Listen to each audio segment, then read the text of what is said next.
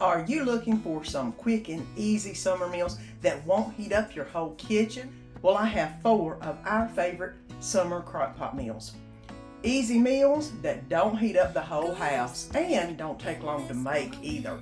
So, if this is your first time joining in, my name's Susan and welcome to my house. I've already got my ponytail up because you know there's going to be some good cooking going on. So let's get started with these amazing crockpot summertime recipes. Let's get some pulled pork in the crockpot started this morning. That way it can cook for 8 hours on low while I'm gone to work. I've got my pork butt. It's completely defrosted.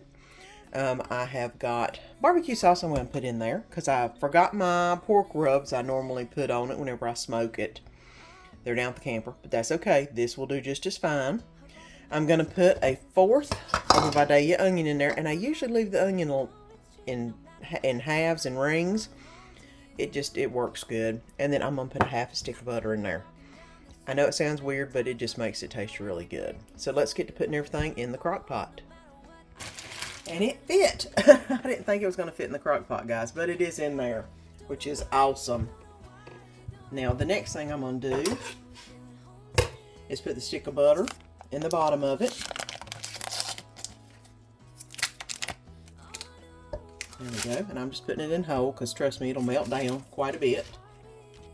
I'm going to go ahead and add a 1/4 of Vidalia onion. Like I said, I'll go ahead and keep it in the rings, and I just separate them out a little bit. It gives it a good flavor. It doesn't give it an oniony flavor by no means, but it just gives it a good flavor. I can't explain it. It just makes it good. You know me. And now I'm going to put some water and some barbecue sauce on it. And I'm actually going to try to get it about halfway up the crock pot. That way it'll cover the majority of it. Now I've got it about 1 inch away from the top of the crock pot. That should have basically give it a little bit of room to cook a little bit. And I'm going to go ahead and pour a little bit more of the sweet and spicy barbecue sauce around the edges. And of course I'm going to keep this out, or keep this to where I can put some more on it when it is completely done cooking.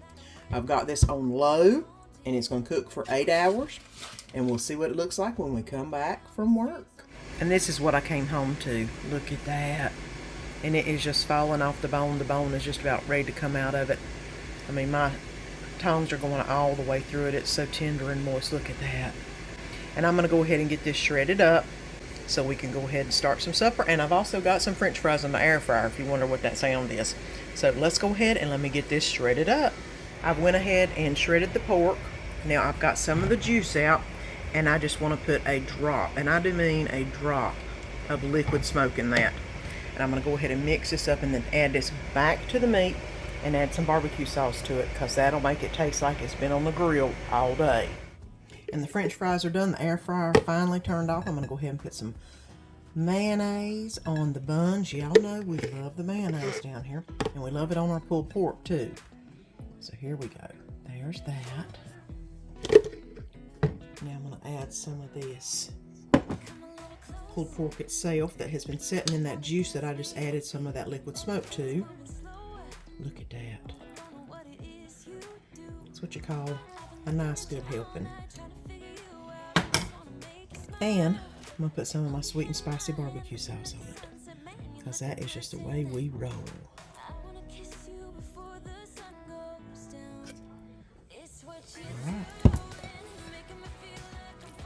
Now what would be good is to add that barbecue sauce to the meat itself so all the meat gets absorbed in it, which I may, but Danny's hungry, so I'm just getting it done.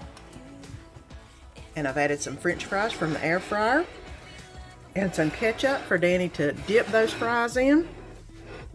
And there you go. Pulled pork sandwich and french fries. And it was done in the crock pot. And it is so tender and juicy. And it's what's for supper tonight. Okay, and I'm trying something I found on Pinterest. I am going to do a whole chicken in the crock pot. Yes, I know. I was like, what? But yeah, they've got it down, so I'm going to try it. And I'm going to be using this chicken and poultry rub from Lowry's. On it, This is the seasoning I use on my turkey for Thanksgiving. I'll make little tunnels underneath the skin, put butter in there, and then sprinkle this all over the top of the turkey before I bake it. It makes the turkey so good. And of course the butter makes the turkey so juicy too. But I also use this on my chicken whenever I bake chicken. But I'm going to be doing it in the crock pot. So let's get that little bitty bird in the crock pot. Now, it did say to use a piece of aluminum foil and kind of roll it up to put underneath the bird so it doesn't stay on the bottom of the crock pot. And this is exactly what it said to do. Roll it up into like a little spiral, which is what I'm doing. Press it down a little bit, and then you put the bird on top of it so it lifts it up so it doesn't stay down on the very bottom. And then here is my little bitty bird that I got on sale. And I'm going to put breast side up right here. Put it on the aluminum. Let me raise this up so you can see. It's a decent little size bird, but it fits perfectly. I'll try to put it in the very middle. And I'm not going to put any juice in it. It didn't say put juice inside of it. And I'm going to sprinkle it with the Lowry's Chicken and Poultry Rub. I mean, I am a liberal sprinkler. I go to town on it. I got the wrong side open. Let me get the right side open. There we go. It's got two different sides. And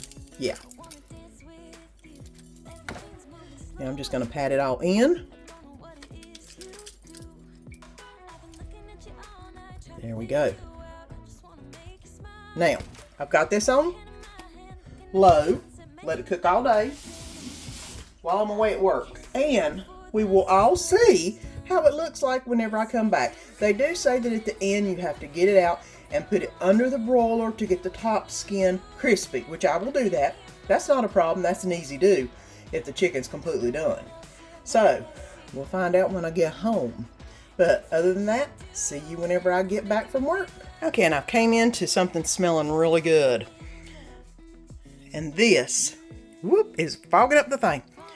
This is what the chicken looks like, just in the crock pot with the spices on it. The skin's not crispy, but if you didn't care for crispy skin, this would be all you'd need to do. I am going to go ahead and put it in the oven under broil and let it broil for a little bit, see if I can crisp up the skin. It doesn't need it in my estimations. It looks really good. It's all cooked, and all the juices that cooked out of the bird are down around on the sides of the bird. So it actually did better than I thought. Well, we'll see what it looks like once I put it in the oven, and I'll bring you back to take a look at the final product. And after roasting it in the oven for about 2 or 3 minutes, the skin is crisper. I didn't get it too crisp because I don't care for the skin that much. But it looks golden brown. Mind you, the wing fell off. It's so bright, blasted tender. I've got some gravy going that I put a cornstarch slurry in to thicken up real quick. And of course, some mixed greens. And 90-second rice. So let's get this bad boy plated up. Here's one of the chicken breasts. It is beautiful and looks so tender. I'm going to put some mixed greens on the plate. Right there.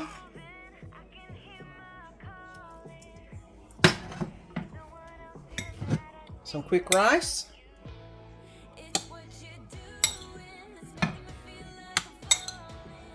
And I'm going to put a little bit of the gravy over the chicken and the mixed greens. It hasn't thickened up quite as much as I would have liked it, but that's okay.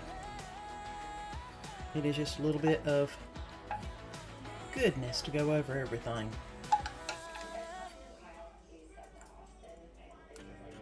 Okay. Here we go.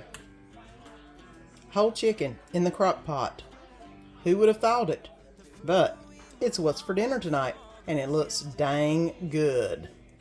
And it's Tuesday morning, and I'm going to make some chicken tacos in the crock pot. Basically, you either need some chicken breast or chicken tenderloin, a can of Rotel, Mexican style, and some taco seasoning. And we're going to go ahead and get that in the crock pot. This is how simple this can be. If you're going to use chicken breast, use 4. I've got chicken tenderloins. I'm going to use 2, 4, 6, 7, 8. I'm going to use about 8 chicken tenderloins. I can fit them all down in here. I like to put them in the bottom. See if I can get them layered in the bottom here. All right, 8 chicken tenderloins down there in the bottom. The next thing is taco seasoning. I'm going to use 1 packet of taco seasoning, or you know me, I've got the big thing. I'm going to just pour some in. Eyeball it until I think it looks right. That's about right. And the can of Rotel. Now,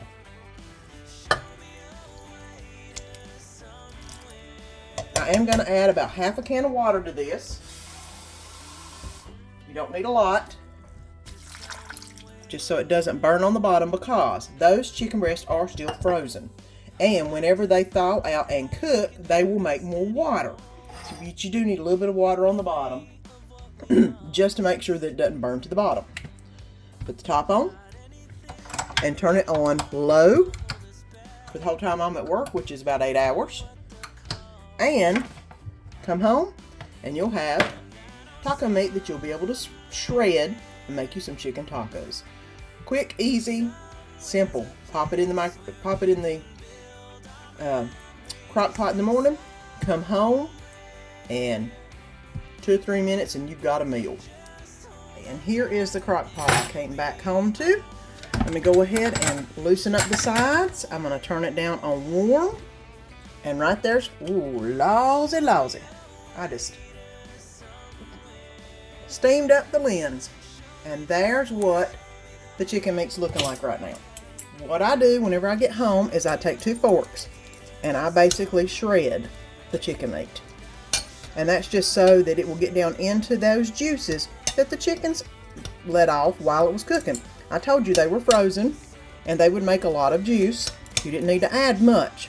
Just enough to the bottom to coat it so it didn't stick, which is exactly what I did. Now, I've got all that chicken shredded up. Like I said, it wasn't but, I think 8 chicken tenders is what I had in here. But that leaves a lot of meat to make your chicken tacos with. So now, I've got this on warm. Don't need to add anything else to it. It's all good. We just need to put the top back on, wait for Dan to get home, and serve it up. Because that's how easy supper is tonight. Okay, let's get to making some tacos.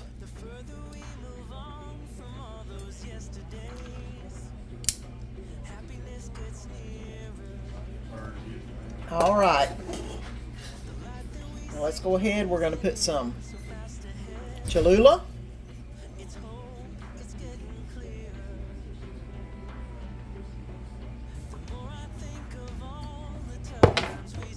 Some Tabasco. Green Tabasco, that is.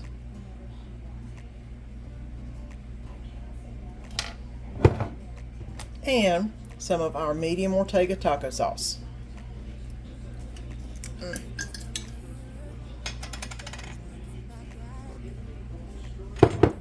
All right.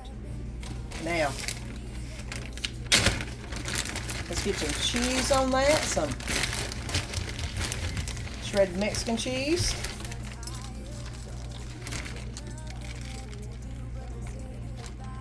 Get a little bit of sour cream on this.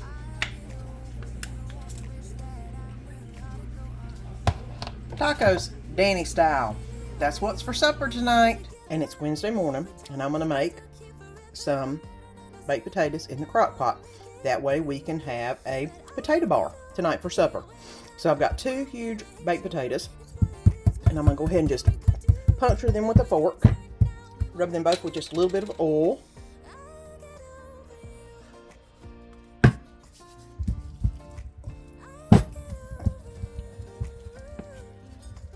Okay, and I've already pre-washed these. Or I'm going to put them in some aluminum foil. I'm going to go ahead and put a little bit of salt on both sides. And then wrap them up. put the baby in its bed. There we go. And I'm going to put this in the crock pot on low while I'm going to work. And then we'll come back from work. I'll come back from work and we'll get the rest of the potato bar going. Simple, easy, quick supper. And of course I had the baked potatoes in the crock pot while I was at work. And now it's time to do a potato bar. Sour cream, got some onions. I just put some bacon in the microwave, some leftover chili from Monday night, some butter, and 2 different types of cheese. So we're ready to assemble. Here's mine. Like I said, I'm gonna do mine a little different.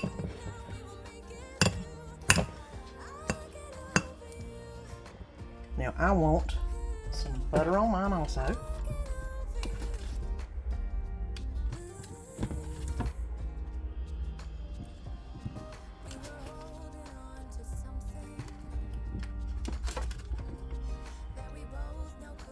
I want salt and pepper.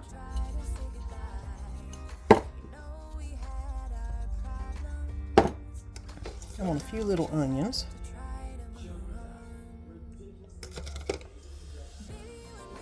I want a little bit of chili on mine.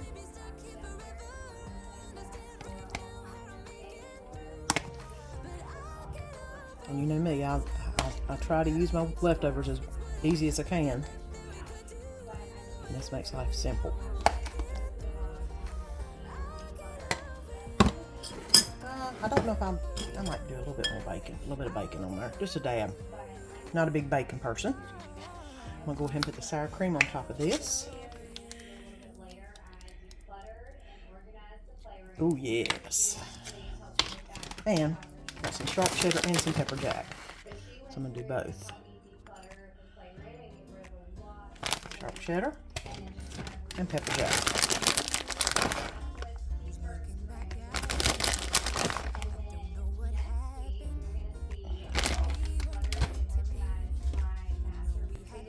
And here is my baked potato bowl.